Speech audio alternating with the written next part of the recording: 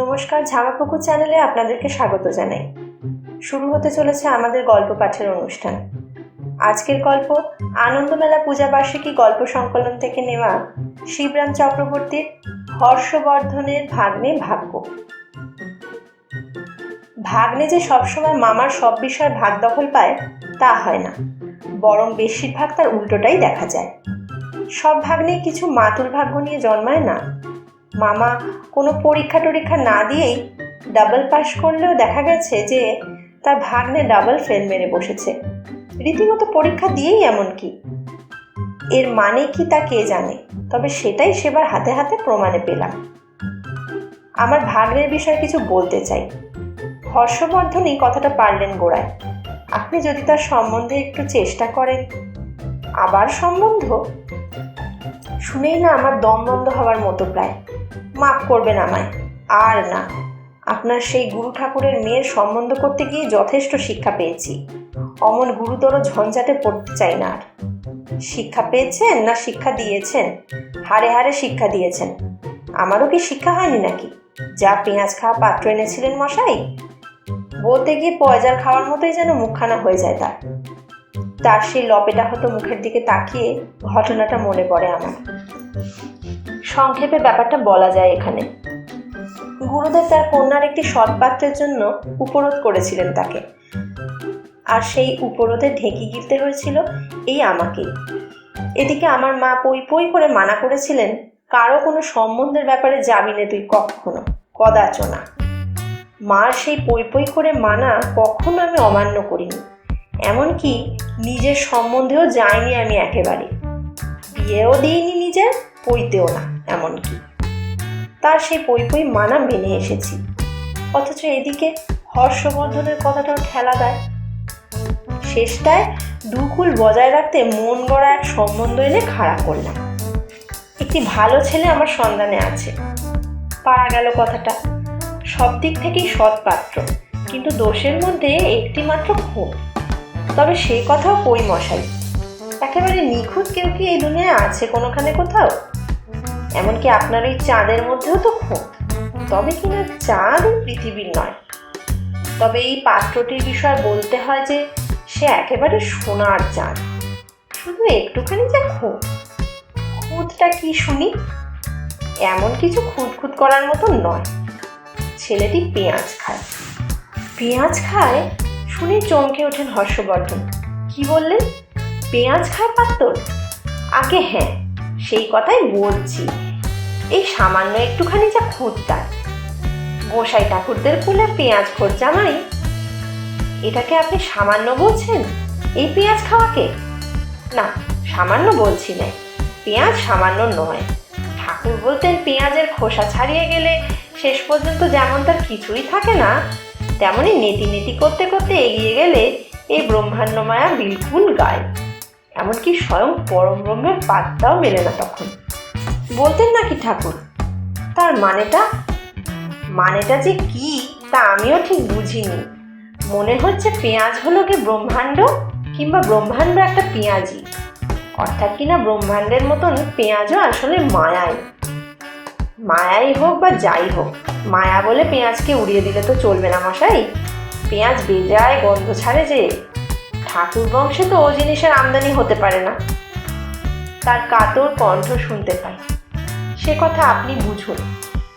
তবে আমি বলছিলাম কি, পাত্রটি ভালোই, তবে ওই যা খুঁত, একটু পেঁয়াজ খায়। তাই বলে কি রোজই খায় তা নয়, মাঝে মাঝে খেয়ে থাকে, ওই মাংস টাংস হলেই।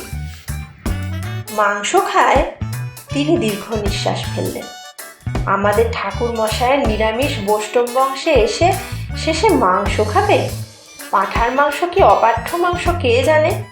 নিষিদ্ধ মাংস কিনা তাই বা কে বলবে? না, নিষিদ্ধ নয়, সুসিদ্ধ করেই খায়। নিষিদ্ধ হজম করতে পারবে কেন? নিষিদ্ধই হোক আর সুসিদ্ধই হোক, হর্ষবর্ধনের গলায় যেন হায় হায় বাজে। গোসাই বাড়িতে এসে শেষে মাংস খাবে নাকি? খাবো বলে কি আর এত পাচ্ছে কোথায়? একটু আধটু কখনো কখনো খায়, আর সেও ওই চাটের মুখেই। হবু জামাইয়ের মুখ রাখতে গিয়ে আমার রোগ চেপে যায়। চাট? সদ্য যেন ঘোড়ার চাট খেলেন এমনই ঘোরালো হয় তার মুখখানা। এরপর আবার চাটও আছে।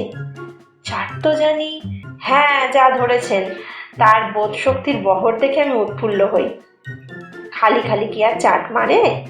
অকারণে খায় না মশাই, এর মধ্যে কারণও আছে আবার। তার আর্তনাদ শুনি, বৈষ্ণব বংশে শেষটায় ঘোর শাক্তের আমদানি। শাক্ত বলে শাক্ত, ঘোরতর শাক্ত। শাক্ত বা শক্ত যাই বলুন, শুধু ওই নয়, ওদের দলটাই বেশ শক্তিধর, বেজায় শক্তি ধরে। ওয়াগন ভাঙাই কি সোজা নাকি? ওই তো কাজ ওদের। শক্তি না থাকলে কি পারা যায় ওসব? আর সেই কারণেই ওইসব কাজকর্মের গোড়ায় একটুখানি কারণ বাড়ি পান করে নিতে হয়, তবে একটুখানি। বেশি খাবার মুরত কই ওদের, পয়সা কোথায়? তাছাড়া থামুন থামুন, ওয়াগন ভাঙা, মালগাড়ি লুট, কি বলছেন আপনি? হ্যাঁ, আর ওই কারণেই থামে কিনা কে জানে গাঁজাগুলি ভাঙ টান চণ্ডচরস। গাঁজা চণ্ডচরসের কথা বলতে পারি না, তবে গুলি খায় বটে মাঝে মাঝে। আর ওই ভাঙের কথা যা বললেন, ভাঙ চুরের কাজ তো ভাঙবার মুখে চুর হয়ে থাকলে খেয়াল না রাখলে আচমকা গুলিও খায়। আবার তার হায় হায় শোনা যায়। খায় মানে খেতে বাধ্য হয় আর কি। পুলিশের গুলি এসে পড়ে যে আটপকা, না খেয়ে কি উপায় আছে? পুলিশের গুলিও খায়, ওয়াগন ভাঙে, নেশা করে, মাংস খায়, চুরি ডাকাতিও করে। পাত্রের গুণাবলীর ফিরিস্তি দিতে গিয়ে ক্রমেই তিনি যেন মিয়ে পড়েন। এর ওপরেও আরও কোনো ইতর বিশেষ আছে কিনা কে জানে। হর্ষবর্ধন মুহ্যমান হন। হ্যাঁ আছে ইতর বিশেষ, আমার আশ্বাস দান আছে বই কি। ওর বন্ধুরাই সেই ইতর বিশেষ, বিশেষ ইতর বলেই বোধ হয় তাদের আমার। সত্যি বলতে কি, ছেলেটি ভালোই, পাত্র হিসেবে নেহাত অপাত্র নয়, কিন্তু ওই যে বলে সঙ্গদোষে লোহা ভাসে। সঙ্গীদের পাল্লায় পড়েই আমার ভাবি দুলোহা ভেসে গেল। দুলোহা? দুলোহা নাম? বাঙালিও নয় বুঝি? না না, দুলোহা ওর নাম নয়, খাঁটি বাঙালিও বটে। আমাদের বিহারের দেহাতি ভাষায় জামাইকে দুলোহা না দুলাহা কি যেন বলে থাকে, তাই বলছিলাম। চেহারাটা একটু কাঠখোট্টা হলেও তাই বলে খোট্টা নয়, বাঙালি আলবাত। রাখুন আপনার দেহাতি বাদ, উনি চিৎকার ছাড়েন। আপনার কথায় আমার দেহ জ্বলে যাচ্ছে। এমন পাত্র এনেছেন যে শ্বশুরবাড়িতে আমাদের মেয়ের সুখের অন্ত থাকবে না। জামাই যতক্ষণ বাড়ি থাকবে বউকে ধরে ঠ্যাঙাবে কিনা কে জানে। কদিন বাড়ি থাকবে মশাই? আমি ভরসা দিও নাকি, কদিন আর থাকতে পারবে? থাকতে দেবে নাকি পুলিশ? বছরের মধ্যে 11 মাস তো তার জেলখানাতেই কাটে। বছর ভরই শান্তি স্বস্তিতে থাকবে আপনাদের মেয়ে।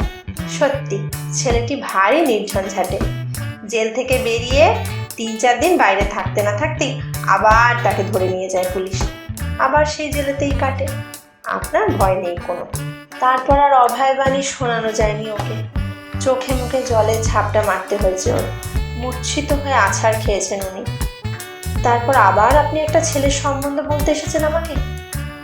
গোড়ার কথায় ফিরে গিয়ে এবারের ফাঁড়াটা কথার গোড়াতেই আমি কাটাতে চাই। না না, এটা কোনো বিয়ের সম্বন্ধ নয়, বিয়ে না পাশের সম্বন্ধও নয়, নিতান্তই SF এর ব্যাপার। SF এর ব্যাপার আমি ঠাওর করতে পারি না ঠিক। হ্যাঁ, আমার ভাগ্নে স্কুল ফাইনাল দিয়েছিল, এবার ফেল করে বসেছে। কর্তাদের কাউকে ধরে টরে পাশ করিয়ে দিতে হবে তাকে। আমার বোন কান্নাকাটি করছে বেজায়। অতএব আপনি এ কাজ পারবেন, তাই আপনার কাছেই। আমি কাকে ধরবো? কাউকেই তো আমি জানি না। এইসব বিষয় কাকে ধরতে হয় তাই আমার জানা নেই। সেই ভদ্রলোকে পেলে আসতুম না আপনার কাছে মশাই, তিনি সব রকম পাশ করিয়ে দিতে পারতেন, পরীক্ষা টরীক্ষা কিছু না দিলেও। এমনকি BA MA ডাক্তার মোক্তার যা চান, কিন্তু দেখাই তো মিলছে না তার। কে সেই ভদ্রলোক? আমাদের বিদ্যাসাগর মশাই। কোথায় যে তিনি বর্তমানে আছেন জানি না। বিদ্যাসাগর মশাই? আকাশ থেকে পড়ি আমি, সোজা একেবারে ভূমধ্য সাগরী। তিনি কি এখনো বর্তমান আছেন? থাকবেন না কেন? কবছর আগেও তো দেখেছি আমি তাকে। বলেন কি? অনেকদিন আগে তিনি দেহ রক্ষা করেছেন এরকম একটা সন্দেহ ছিল আমার। সেদিন তার দেশবছরের স্মৃতিবার্ষিকী হয়ে গেল না? আহা, তিনি তো আমাদের সাবেক বিদ্যাসাগর, প্রথম ভাগের। অ আ ক খ। ইনি হচ্ছেন বিদ্যাসাগর, নানা ভাগের বলা যায় এনাকে। নানা ভাগের বিদ্যাসাগরটা কি রকমের আবার? বলি তাহলে খুলে আপনাকে, শুনুন।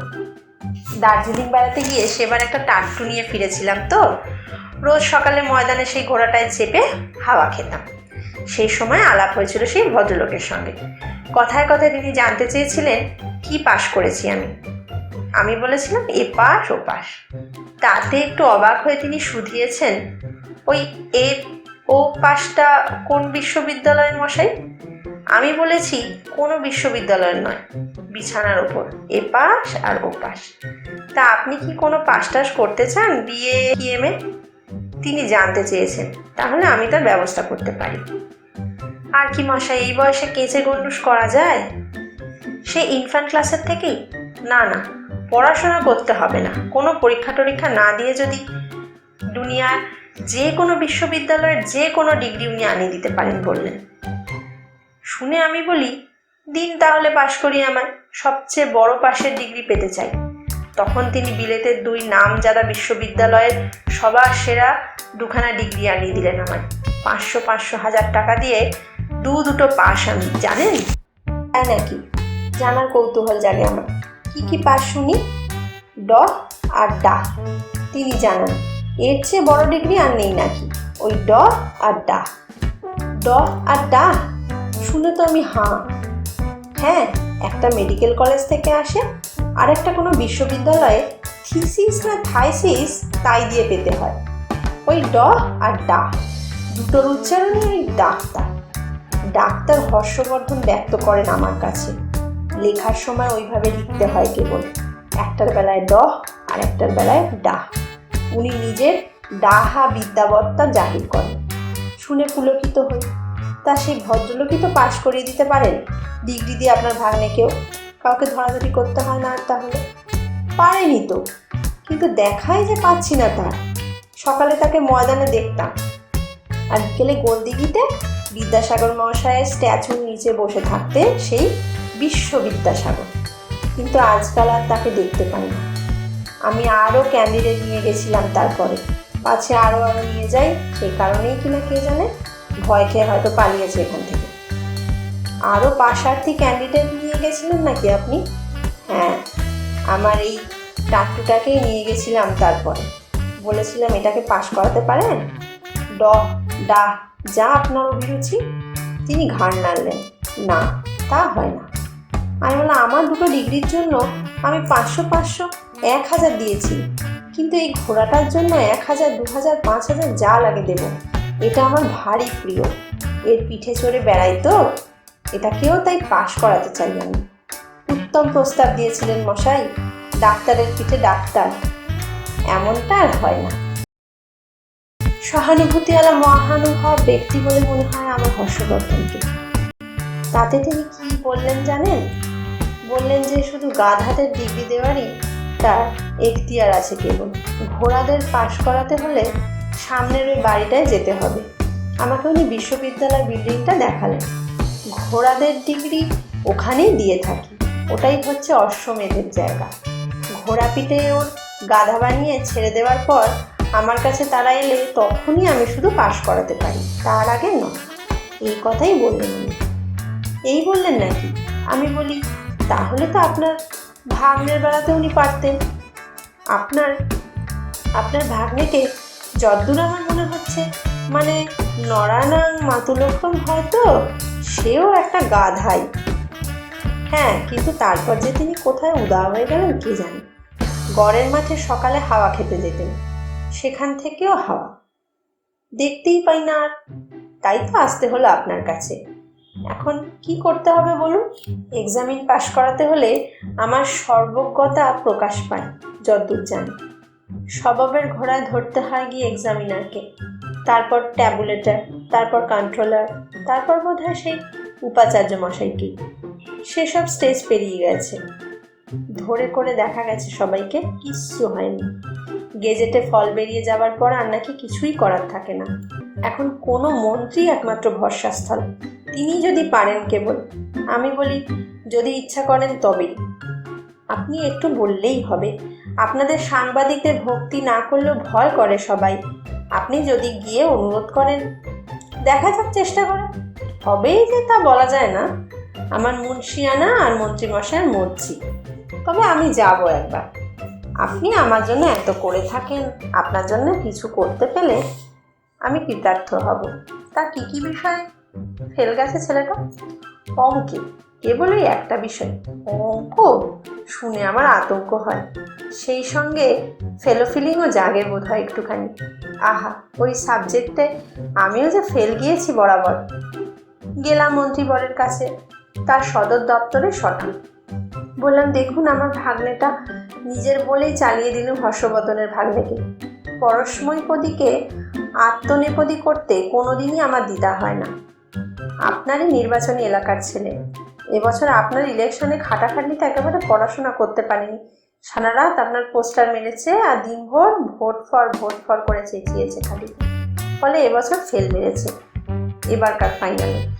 তাই আপনার কাছে এলাম, আপনি যদি অনুগ্রহ করে এখন আমার জন্য খেটেছিল বলছেন। কি কি বিষয় ফেল গেছে শুনি? অঙ্কে, ওই অঙ্কেই কেবল একটা বিষয়ই, তাহলে হয়ে যাবে, করে দেবো আমি।